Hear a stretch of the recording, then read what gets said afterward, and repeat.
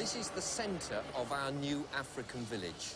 We don't know what we're going to call it yet. We'll work that out soon. That's the facade of the runaway train there.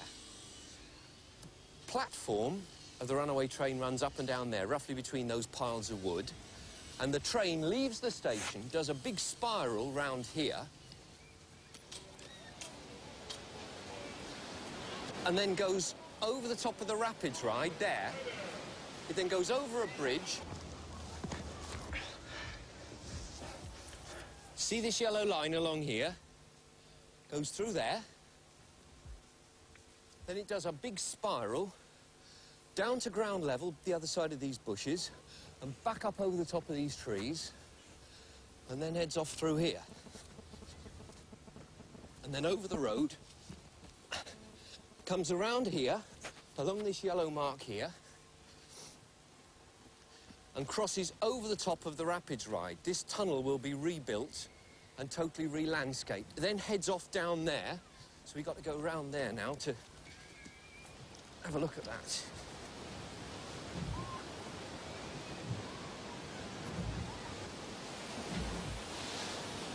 Lost it. Oh, yeah. Down here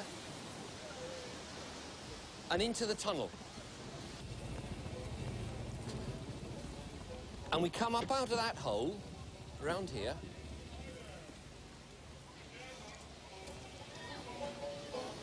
Along there, up over those rocks, following the rapids ride right through that ravine and back into the station.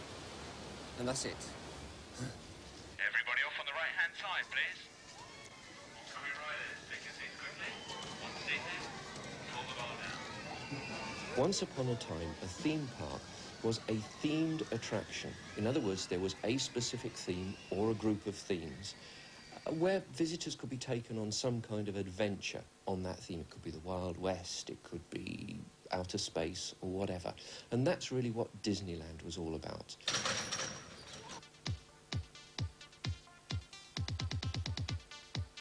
In Britain, we imported the term theme park, and it has become any kind of amusement park, preferably inland, in other words, away from the sea. Why, I don't know. With a clean-cut image where you pay one price for your admission and then everything is free. And that is what is generally accepted as a theme park. Theme park is where people can go with their families. It's got a mixture of everything.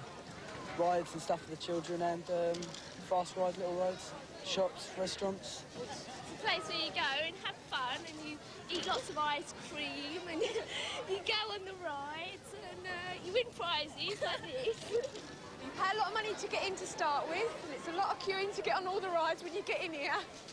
And by the end of the day, you haven't got round to everything you want to get onto.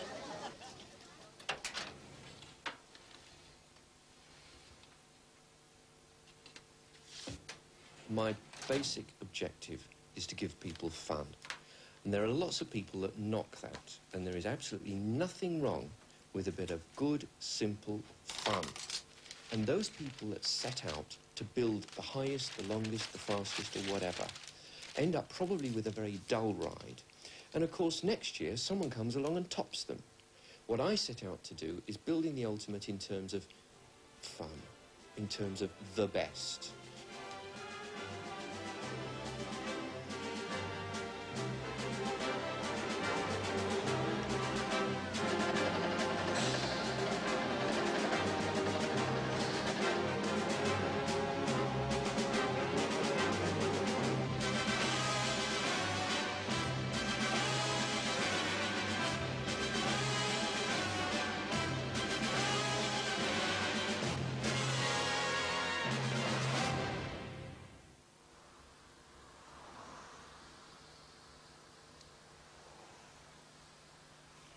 Alton Towers have asked me to design 2 new rides.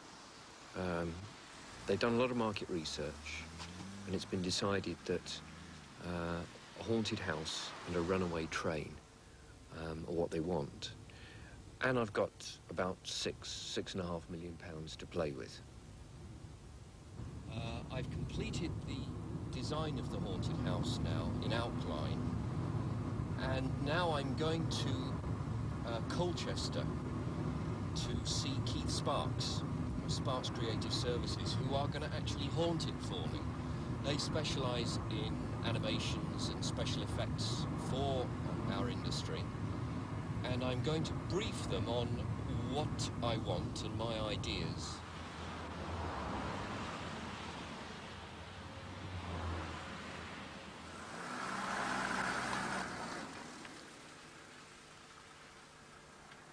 I think if we hurl a lot of water in it, Yes. it'd give a huge wet noise. Yeah.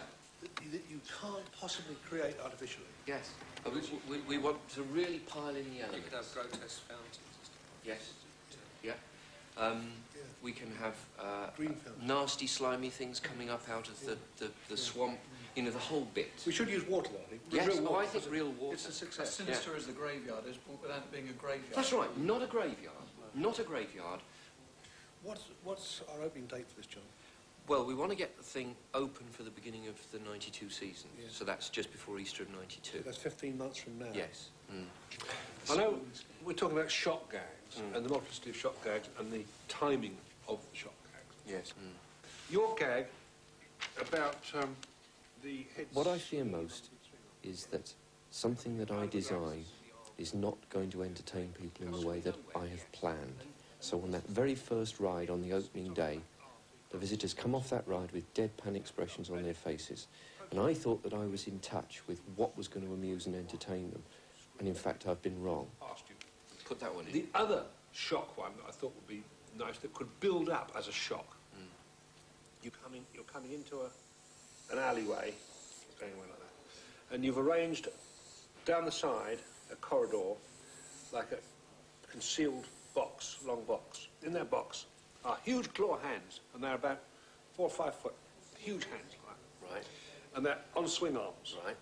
And as you hit that point, the first hand goes up, the second one, they seem to be closing over. And as you're coming down, so the hands are grabbing So it. they form a complete archway. A tunnel of hands, and they all go, Amusement parks have always existed, permanent amusement parks, and they have the facility to provide unique, special forms of entertainment that don't have to be portable, which is why the attractions you tend to get at good theme parks are not traditional fairground rides. hand comes up, there's a scream. Yeah.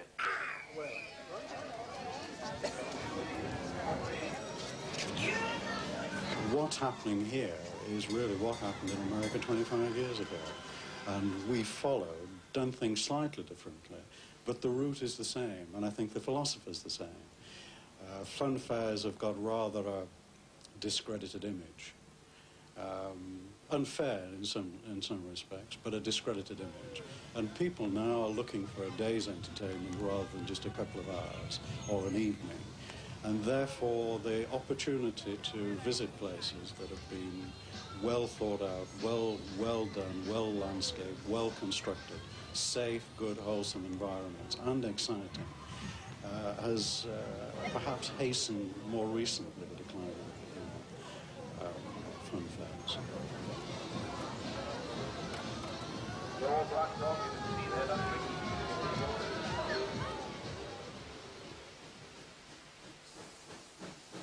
Britain in Victorian times and at the turn of the century was a leader in almost everything. And so therefore they were a leader in transport. So you had transport railways going to the seasides, and people travelled long distances in Britain in those days. So then you had the traditional seaside amusement parks cropping up. The opportunity for pay one price theme parks, call them what you like, came through much wider car ownership, a much better motorway system. But Britain was, again, very late in developing good road links. The rest of Europe were much quicker, and obviously the United States had a very sophisticated freeway system.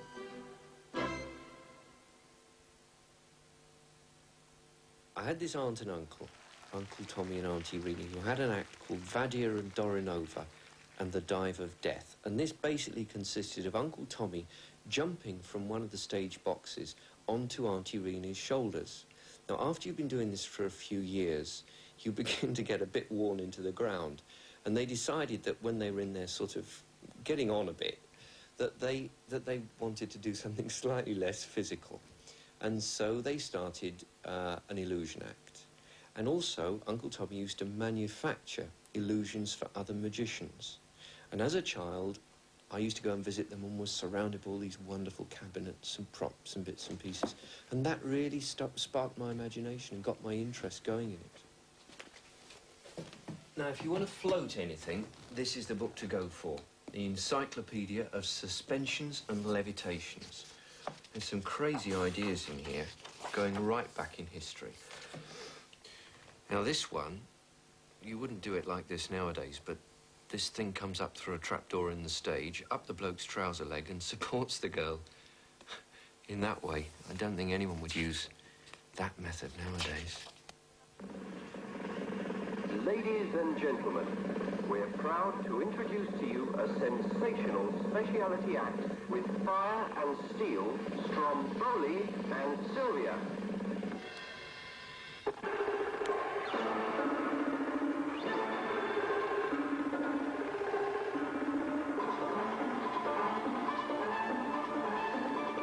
I mean, years ago, you went to a fairground and there was a boxing booth, there was a sword swallower maybe, a fire eater, jugglers, all the rest of it, a lot going on. And you could go into these various little booths all the way around at the same time you went up and you played all the machines. Well, now, that side has more or less died down. There's not so many places for them to go in like that. There's just mainly machines and various things to go around. If you haven't got a car today, you can't get to the leisure place unless you've got a bus. But, I mean, a lot of these small fairgrounds and circuses and that, they go right down into the villages, through into the mountains of Wales and places like that, and still perform. Put your hands together for the great Stromboli and Sylvia.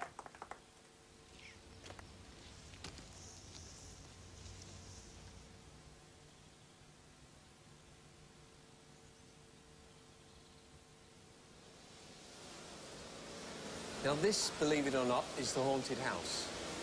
This huge steel building, which looks a bit like a Tesco's half completed, won't ever be seen by the visitors. All they see is this facade on the outside. The whole of the building is then hidden. In 9 months' time, this will be the interior of the haunted house. 1,800 people per hour will be pouring through this building. Doesn't look really particularly spooky at the moment.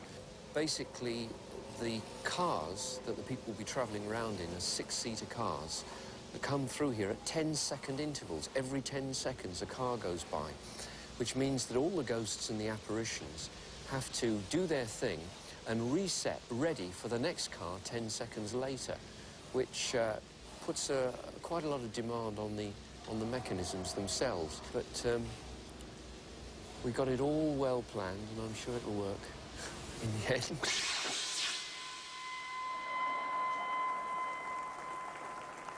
While I was working in stage management at the Theatre Royal in Windsor, getting paid very little, as stage managers used to and still do, I hasten to add, get paid, Windsor is located more or less halfway between Pinewood Studios, where they were churning out James Bond films at the rate of about one every 18 months, and Bray Studios, where they were churning out Hammer horror films. This is in the late 60s. Hammer horror films at about one every 6 months. And I started augmenting my wages by building trick props and other bits and pieces for those studios. And in the end, I left the theatre and went into special effects full-time. What does it matter to you? When you got a job to do, you gotta do it well. You got to give the other fella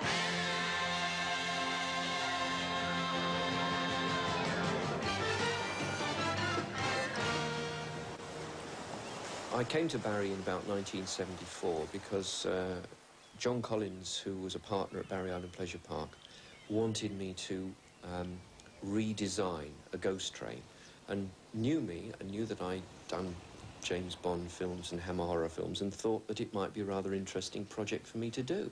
And he approached me and I said, yes, great, between films, I'd love to do it. We had a ride there called just simply the Ghost Train, which, to be frank, was far from creative, and certainly I don't think was capable of frightening anyone at that time at all.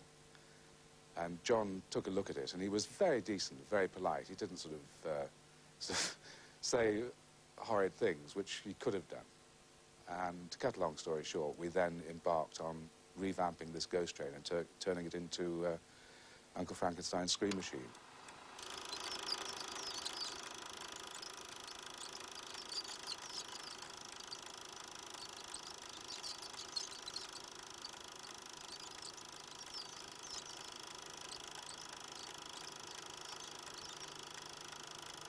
The exciting thing was, when I'd done it, on the opening day, I stood by that thing and actually watched it entertaining people. Whereas when you work on a feature film, after you've done the work, and there's no audience in the studio, it has to be filmed and then dubbed and edited, and after about a year, it eventually finds its way into your local high street cinema, where it's projected on a screen. Whereas here were people that were actually having fun, watching or appreciating the sort of effects that we created in the film industry live. It was a live audience, and that was really back to my roots. In the first year of operation of the Scream Machine as opposed to the old ghost train, the turnover of that device went up probably by 3 times, which is commercially a tremendous success. So after that, I did the Wacky Gold Mine ride. There was an existing ride at Barry Island which the owners wanted refurbished and upgraded. Now that needed a lot of animated figures, and at that particular time the only people in the world that had really developed sophisticated animation technology was Disney. So I was bemoaning the fact, John, calm down, you can't possibly do a Disney in the UK. Disney throw millions and millions of dollars at that just at audio animatronics, let alone what they do with the rest of the attraction. And we just can't do it. I thought, well, there's got to be a way of making animated figures far more realistic than we have at present, without them costing an absolute fortune. So I arrived in the flat, and he said, oh, don't come in just at this moment. Would you just wait there for me? I thought, that's a bit odd behaviour, you know. Then shouted, well, you can come in now. And sitting in the corner was this figure with a guitar that proceeded to say good evening to me. Perfect sort of lip sync and everything else. I mean, I nearly collapsed.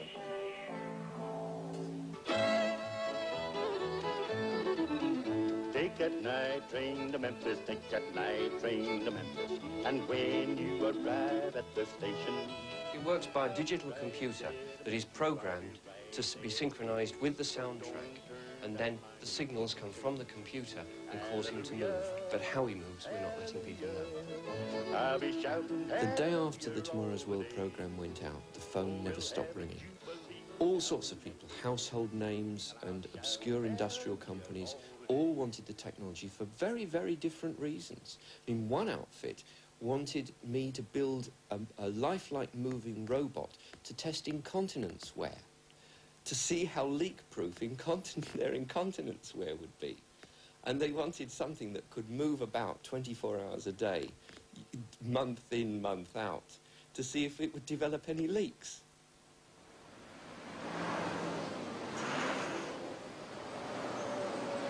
I first heard of John Wardley and his animatronic figure in 1979, and this coincided really with progress at Madame Tussauds, whereby for some time we'd moved away from being an exhibition solely of a line of wax figures which people walked past, to having created sets.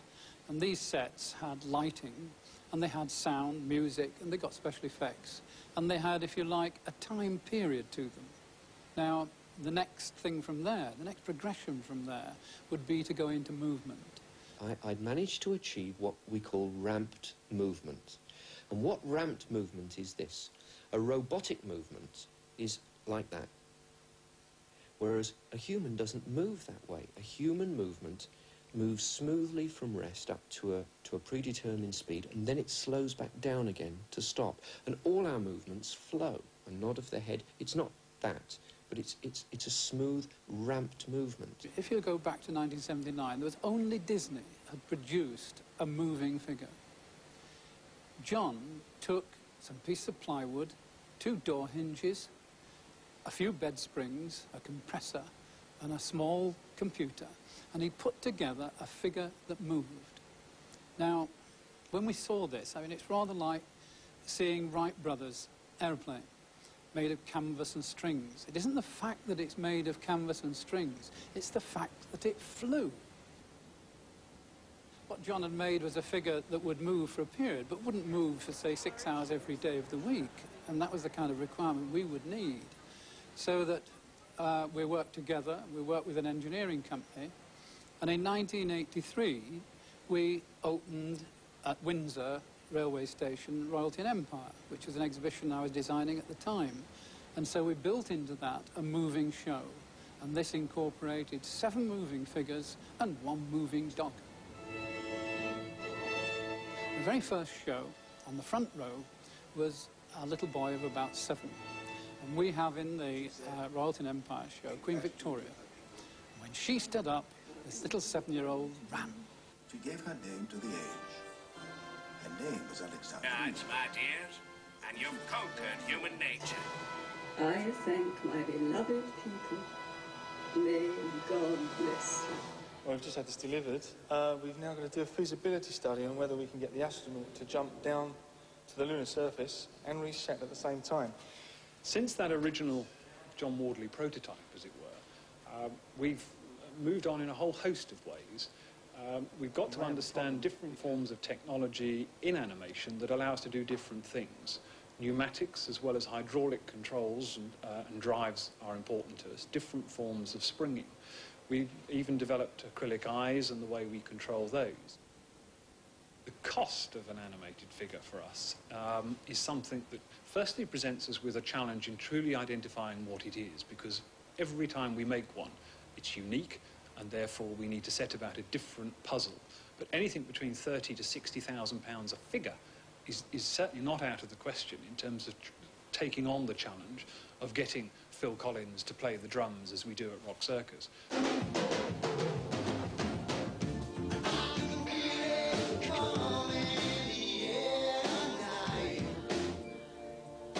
It's way beyond me now. I can hardly understand how it all works, although I still get involved in programming the figures.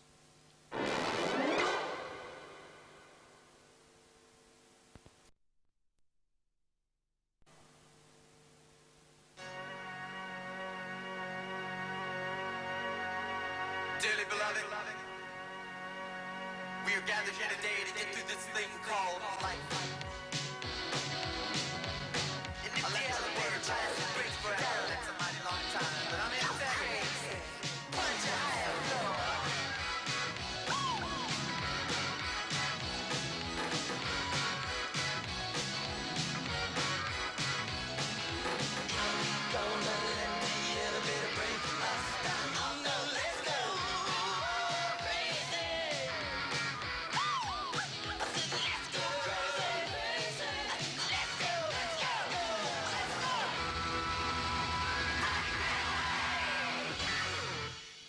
Alton Towers is perceived as Britain's finest theme park. It is not heavily themed. It has probably the best rides in Britain, almost certainly the best rides in Britain, probably the best rides in Europe. But they're not, at the moment, particularly heavily themed, whereas there are other attractions which have less spectacular rides where more money is devoted to creating an illusionary environment. Well, what we found is that an awful lot of people in the early days were very prepared to kind of buy into the whole idea of what Alton Towers was about. You know, this place that you could come and there were lots of different things to do. However, what we have found as well is that there are a certain number of people who have it fixed in their minds that Alton Towers is a big fun fair in a wood and full of roller coasters and, if you like, for the teenage market. So we had to do something in '92 that didn't reinforce all of those misperceptions that people had. We had to do something that said to those people, it's not about roller coasters and white knuckle and teenagers, it's about a family park where you can come and there is something for everybody.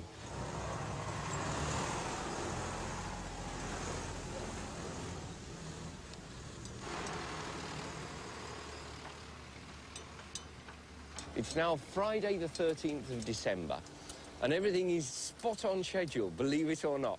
Sure, things are going to go wrong, but the weather has been very kind to us. It's just cold and frosty, and it's enabled us to be able to lay foundations, put all the track in around here. This will look like the bridge over the River Kwai on a rather smaller scale, but it will be a wooden trestle bridge over the Rapids Ride. The Katanga Canyon Rapids Ride goes through here, and the runaway train goes over the top.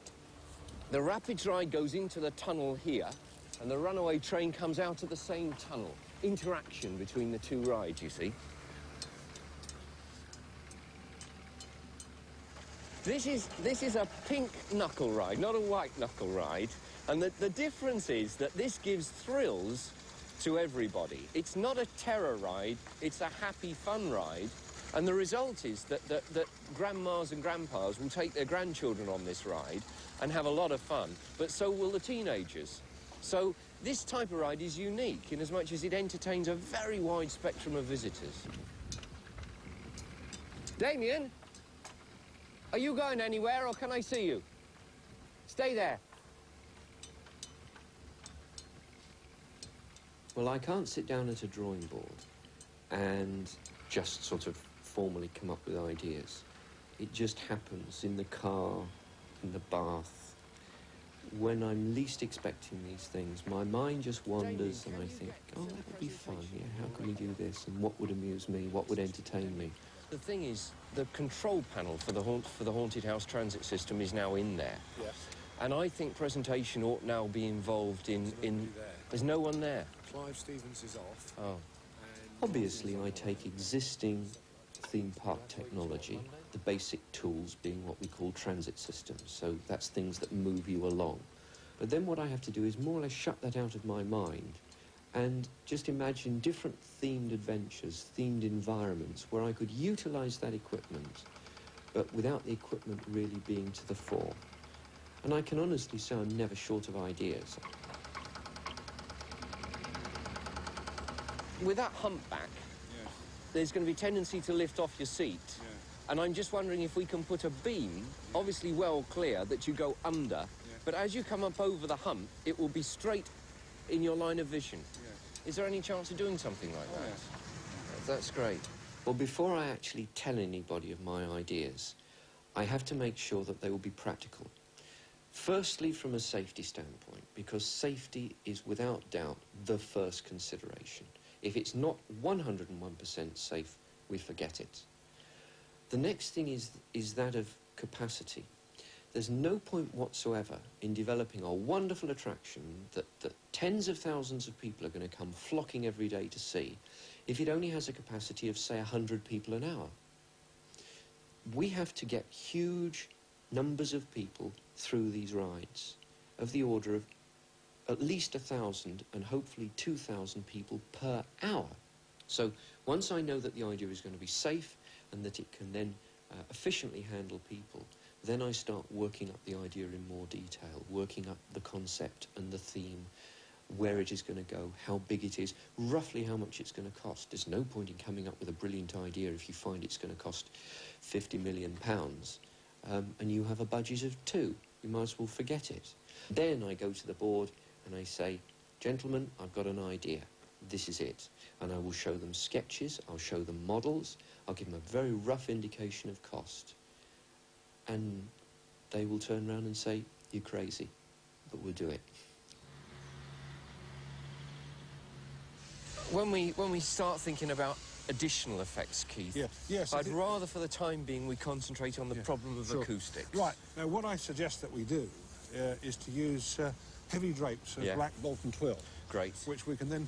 Oh, in the past, we've done all sorts of crackpot things. I mean, we've made exploding canaries and bagpipes that squirt porridge and man-eating desks and all sorts of daft things, really. And that's all part of our development as a company. We came from the world of puppets and magic, where the unexpected has to happen. All has to be original, new, crackpot, really. It's a wacky sort of world. But now it's also a very serious world. This is about heavyweight engineering. This is extremely sophisticated, expensive piece of work. You see millions of pounds here. It's very, very serious business indeed.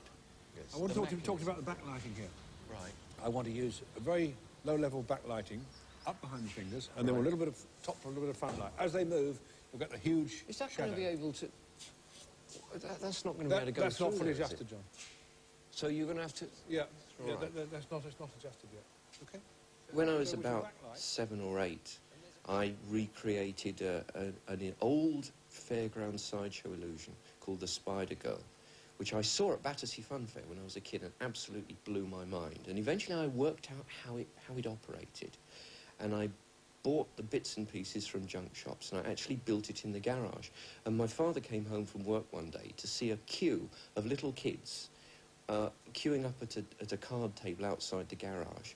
And the little girl next door was sat at the card table charging the kids 4p. I'm not too sure why it was 4p, but 4p to go into this darkened garage where they could see this amazing spider girl, half girl, half spider. We time it, as you know, you come through, the spider goes, bang, drop, okay? Mm-hmm. And then as it drops, the mantle of the spider also falls open. So you've got bang, crash twice. Okay? Great. Good. And it should be a good shock effect. Good. I think it's going to work well. Yeah. I hope so. Then the Grim Reaper is up here, Grim isn't Reaper, he? yes, yes, it is indeed. Facing in which direction? That way or this way? This way. This way. Yes. Right. There is less necessity to decor that section. Right. Because you're not going to look through there. No, no, true. Okay. Then through on here. Is that going to be vac formed up there? What's... Yeah, there's a bit more work, more decoration work to be done on there.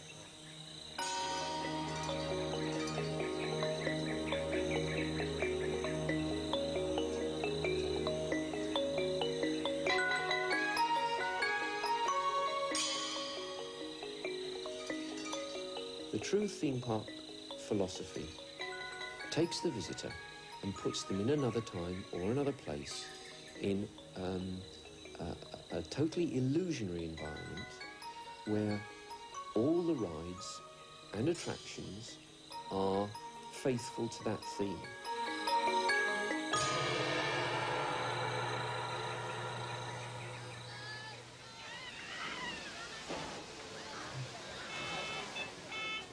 Good morning, Chessington World of Adventures. House is clear and then coming in quite smoothly. Over. Vampire's open, Dragon River's open, Bubbleworks is going to be a few minutes late. Madame Tussauds owned Chessington Zoo, and they decided that they wanted to expand and move ahead into the 21st century. And they approached me, knowing that I was involved in amusement rides and also associated with them, and said, what can we do to the old fun fair at Chessington? And I said, well, you really can't do anything much to the old fun fair at Chessington. You've really got to take a much broader look at it and consider much more innovative rides and attractions and features. And they said, OK, come up with a plan. And that kind of took me aback. I didn't think that they would say that. And I came up with a scheme, and that was more or less what was built. We wouldn't have been interested in just developing a ride park, however exciting that might have been, because there's nothing particularly unique in a ride park. And John Wardley persuaded us that heavy theming was the thing to make it unique. I must admit I was quite taken aback when they said, right, OK, we're doing it, because it involved huge capital expenditure of about £10 million. I felt that an awful lot rested on my shoulders. You know, have I got it right? Am I really in touch with what the British public want? Because you have to plan so far in advance, you have to anticipate by 3 or 4 years what people are going to want. And I thought, you know, if I've got it wrong, boy, am I in trouble. And so consequently on opening day, my old heart was really fluttering. I just didn't know whether people were going to like it. And thank goodness they did, in a big way.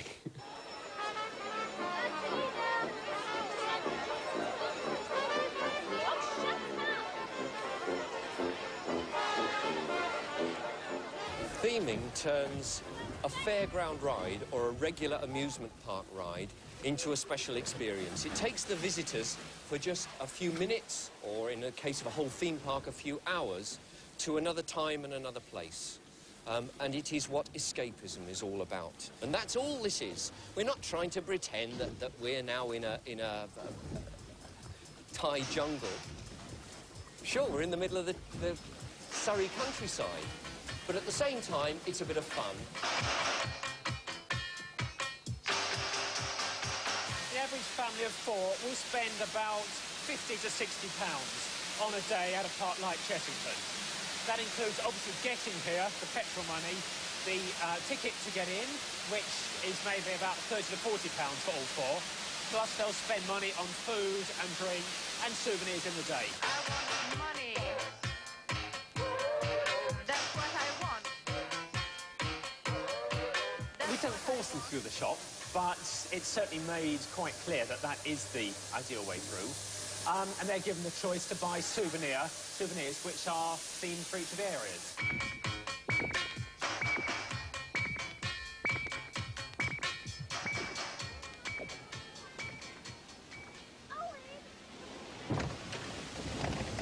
After we had completed phase 1 at Chessington, we made a problem for ourselves because we had such a success on our hands that people were turning up in vast numbers and we needed to increase our capacity.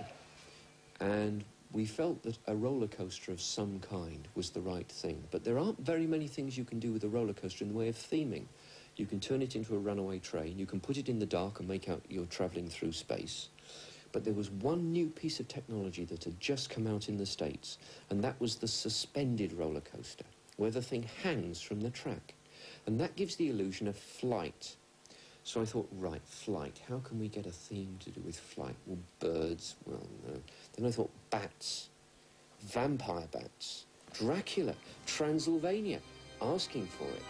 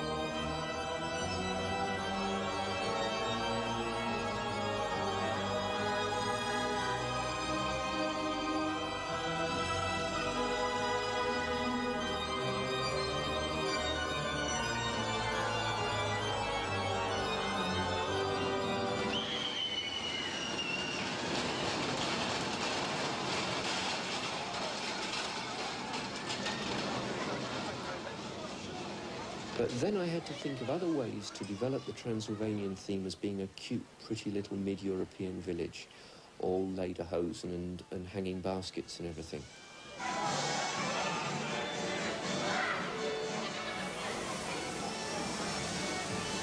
I thought every German town has its brewery, its Hofbrauhaus. So what about a wacky, crazy tour of a brewery? Then I thought, well, no, not brewing beer.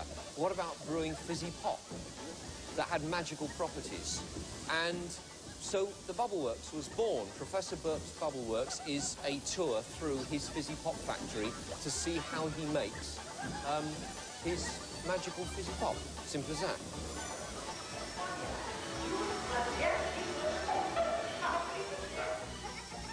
When we were considering the actual processes of testing the pop over there, that is the fart tester that tests the fartability of the pop.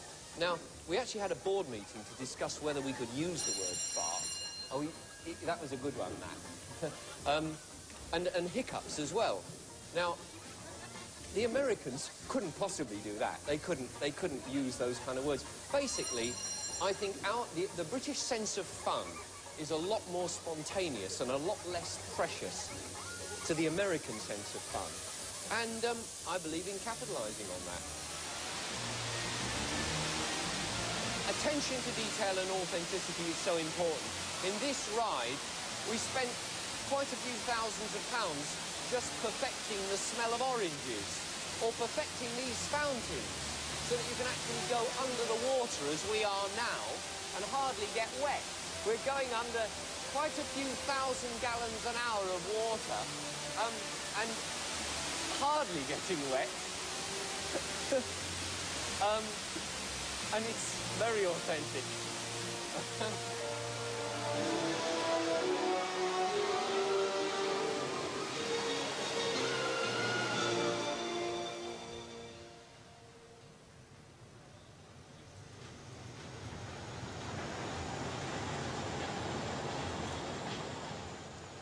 This is really the culmination of about 750 people's work on this site. And it's quite an exciting moment when the first people really get to ride this runaway train. Sometime, I think... Someone's got to ride it, yes. Yeah. As good a time as any. Yeah. All right. Well, let's just watch it come out the tunnel. Yeah. And we'll give it a go. Yeah. You've watched it going through the tunnel from inside? From inside, yeah. I just want to watch it go through the tunnel from on the train. Yeah. Although we've had the thing going around the track from a technical point of view, it works fine. It's really the quality of the ride, the dips and the turns and the emotions that we're going to actually create in our visitors' minds when they ride it. So this is the apprehensive part for me. Is it as I imagined it was going to be? It's whether it works from an entertainment point of view.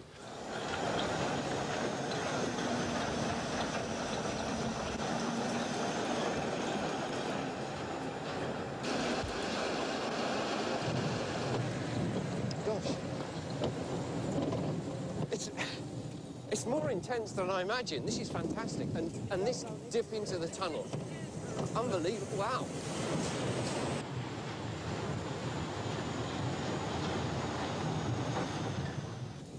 We're going to have to do a bit of pruning of some of the trees, I think.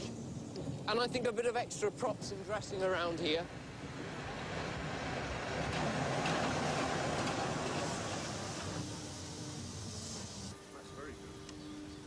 There. Just the job. Before our visitors come in here through the front door, they walk through a graveyard where they're hopefully entertained, but in actual fact we use this as a way of providing a pleasant area for our queue.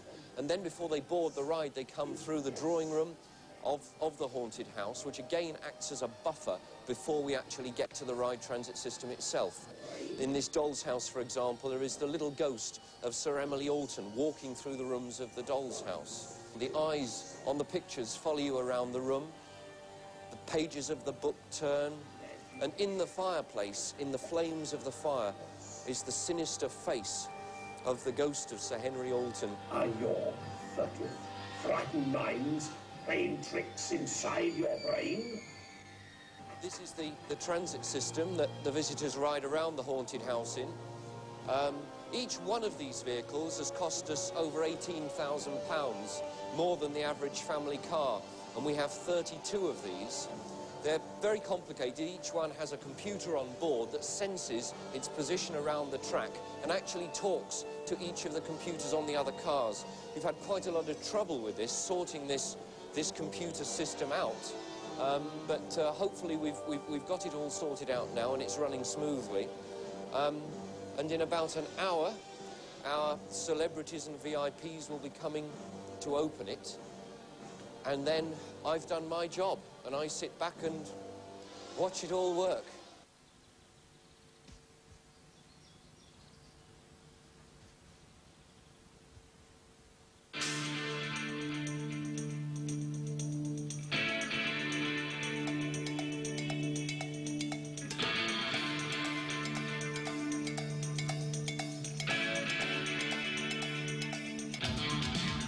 I was very much into the film Edward Scissorhands, so it was absolutely brilliant.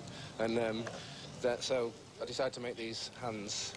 I can't really give you a short back and sides because it's actually cardboard. I've not got the real thing, because it was originally made for a fancy dress do, and they wouldn't let us in a nightclub with real scissors.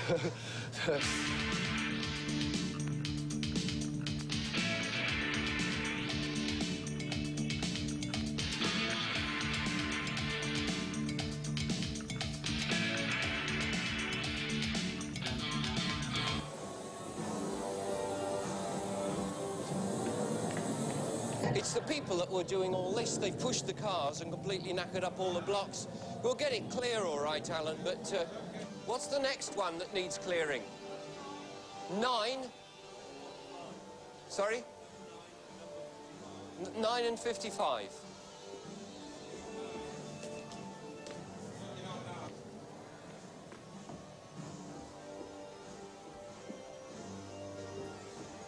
Nine and 55 are both clear.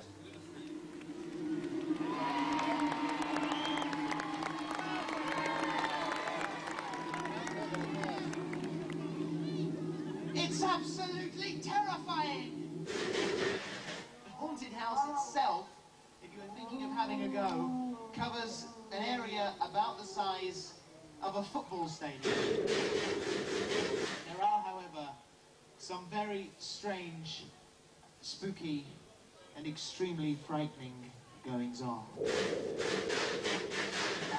I think, ladies and gentlemen, it is about time to declare this magnificent ride open.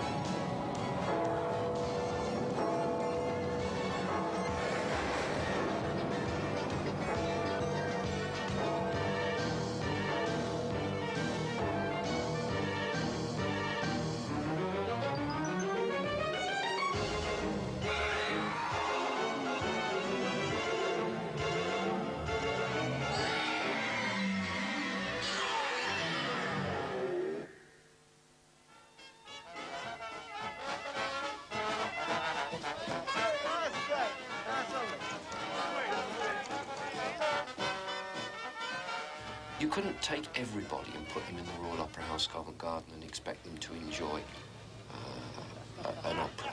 You couldn't take everybody and put them in a bingo hall and expect them to enjoy bingo. Whereas what we do, you can get most people and you can give them a bit of fun. I always get on a bit of a low once things have opened. But then I start thinking for new ideas. I start thinking, right, where do we go from here? So I'm going to put my thinking cap on. I've already got a few ideas. And this is where we really start the next one.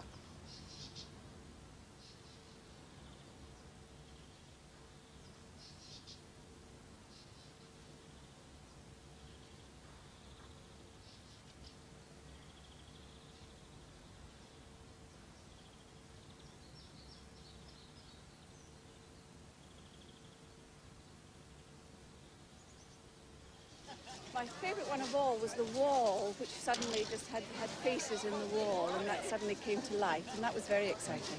You have bits flying above you and walls coming in on you, and I don't know, it's just a bit spooky. You're going along and you feel like something's going to hit you, so you have to crawl underneath. You feel really stupid, actually.